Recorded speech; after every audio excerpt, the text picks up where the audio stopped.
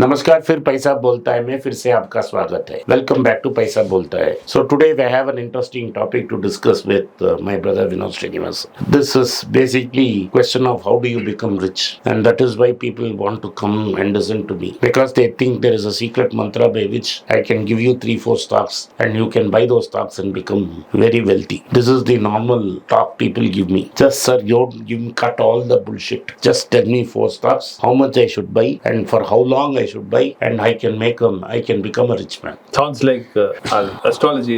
Yeah. Which temple I should go to, which deities I must do puja to, which archana I must do. Then all my problems will vanish and I'll become a multimillionaire. Yeah. So at the end of the day, what I want to disappoint you is no single idea can make you wealthy. Correct. What will make you wealthy is habits. Habits, routine, and discipline will make you wealthy. What habits does a wealthy person need? You have to be wealthy in your mind before you become wealthy in your bank account. And if you really only chase money, wealth will keep leading you. The day you stop chasing wealth will chase you. This is my personal experience in life. So you don't go behind wealth, you don't go behind riches, and riches will come behind you. This is what I believe. And we know the course is well read, and he's put some points, and we thought we would discuss this. And this is true of Warren, Charlie, George Soros, Steve Jobs, Bill Gates, anybody whom you want, or the great Ratan Tata from here, and his uncle JRD. Well, I'm going to tell you guys something. I'm going to tell you today how Anand became rich. First of all, what he does is something known as outsourcing. Anand was something he had learned very early, and he has learned very effectively to use through life and his businesses to delegate and outsource. Anand always knew he cannot do everything by himself. So he always figured out who should be in his team. And I thought I'll explain how he believes in outsourcing. That he doesn't try to do everything by himself. He doesn't believe in micromanaging.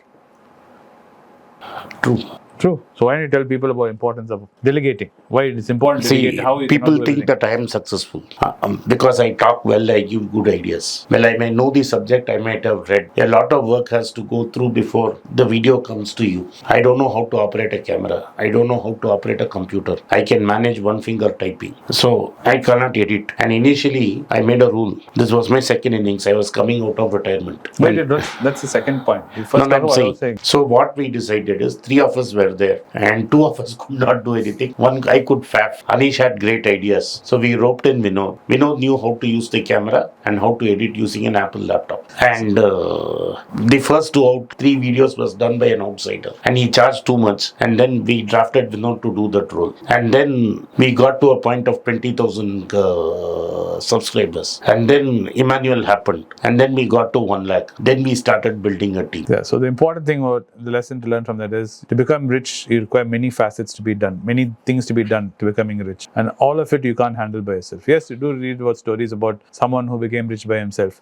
But believe it or not, if you really dive into his story, he didn't do it by himself or she didn't do it by herself. There are many people who contributed to that person becoming wealthy. So building a team around you is very important. Having a good team is the first step to becoming rich. The second thing which Anand did was called mini retirements. He has different careers, and I think Anand can track this and tell you clearly how many careers he's had and how many manifestations of Anand Srinivasan. At least I would have had 7 or 8 careers. Yes, so there's been 7-8 retirements for Anand. Meaning he started a venture, went through it, it went either somewhere where he wanted it to go, then he decided to move on to something else, or it went somewhere where he didn't want to be, he let it go, and he moved on to something else.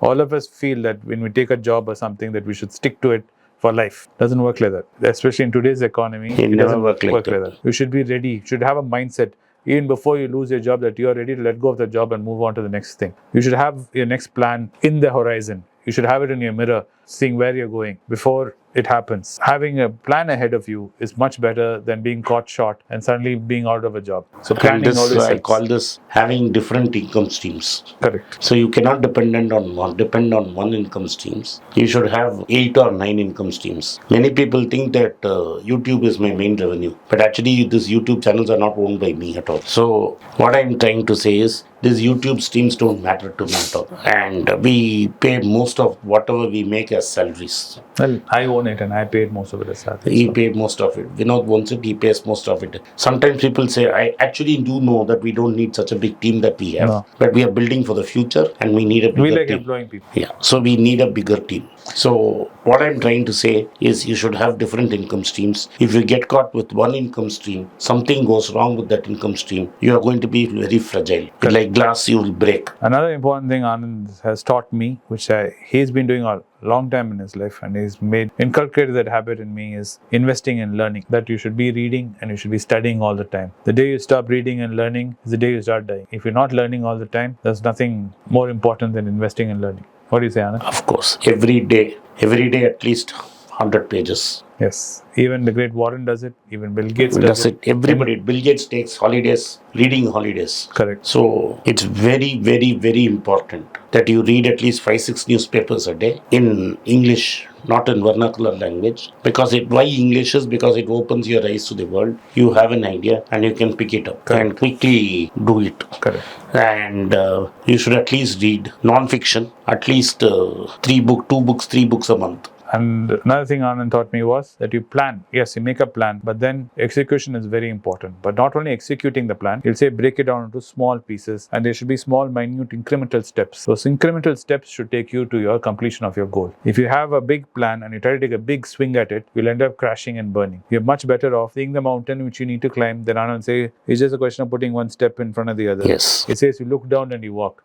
Don't look up and walk, because then the mountain will become too much. He'll always say, you have a problem, tackle it small. Take one small step. I am reminded of, I did a program in Tamil, A Million Miles, Jose Hernandez. Correct. So the idea, his father said that, and that is very important, that you have a goal, then you have a roadmap. The roadmap will have mini goals, mini pit stops. Correct. You go to a pit stop, you take some time off, then move to the next pit stop, then move to the next pit stop. And if you don't know something, if you don't know how to go from pit stop to A to pit stop B, you try to learn. Correct. You learn, and you learn using the Feynman's technique. And I believe in using the Feynman's technique. The Feynman's technique is that if you don't understand a concept, you read it. Correct. And then try to explain it to a 5-year-old person. And then if the 5-year-old kid cannot understand what you are saying, it means you have not understood it well. You have to go back and read the whole thing again. For me, Shashwat was an example. When I started to see whether I have understood what I have read, I had to teach it to Shashwat. And then from very young, and over a period of time, I had to test my concepts with Shashwat. And pleased to find that my constant testing with Shashwat has made him a mini expert by himself today. Correct. And this is the hardest lesson Anand's made me learn. That is the art of saying no. To say no to today's gratification. To say no to immediate gratification, and to postpone gratification. For me personally, it's been a very hard thing to do, and Anand's been working with me, and I'm still a work in progress, I would say, and it is one of the hardest things. The art of saying no is very important. I have a big problem. I can say no to spending. I never like to spend money. Vinod keeps on me at me, and I don't spend money at all. I don't mind spending on my relative, my family, but I don't spend money myself. Yes. And I get nervous attacks when I spend money on myself. But I have very difficult thing what I learned is saying no to food. Yes. Which I have struggled over the last 2-3 years. I have got somewhere. Saying no to food is my weakness. Everybody has a weakness. Saying no to food is my weakness. Correct. Saying no to spending was rather easy. Yes. And that has been my weakness. But saying no to food, and that's why you have this stomach. Correct. And this last one is the most important thing which Anand has taught me, which is to enjoy the journey. Anand will always tell me, see, in life we had nothing, then we had a lot of things, then we had some nothing, now we have some more things. He says these things will ebb and flow in life. Don't hang on to these things. Don't assume this money is there or that property is there. All that don't. Enjoy the journey. Whom you're with and whom you share your life with is far more important and valuable than worrying about how much money you made or how much money you lost. All this doesn't matter. Because at the end of the day, you can't take anything with you. Anand will keep telling me. You'll leave everything behind and go. So don't worry too much and don't fixate on all this too much. Anand will keep on saying. Don't keep on looking and saying your stocks have gone up. It's all green today. Oh, there's some red ones today. He'll say it doesn't matter. Don't fixate on it too much. This I learned from my parents, and especially from my father. He never bothered about what he had. Correct. He never bothered. He never really bothered. And even when we had some tough times, he never stopped his philanthropy. And unfortunately, there's a huge age gap between me and Anand. So Anand was very blessed to interact with my father when he was younger, to interact with my grandparents who I didn't even know because I was born much later. So all my wisdom which has percolated to me has come through Anand, and all the wisdom he gained from